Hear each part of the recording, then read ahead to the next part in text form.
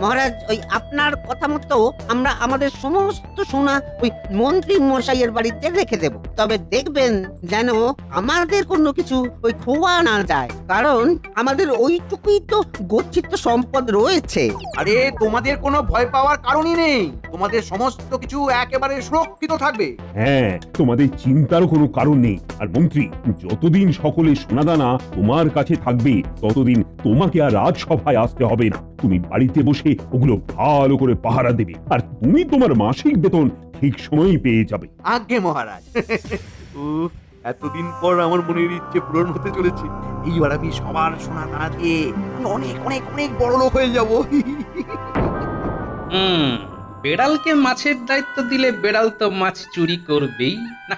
আমাকে চোখ কান খোলা রেখে এই মন্ত্রীর উপর নজর রাখতে হবে। হ্যাঁ।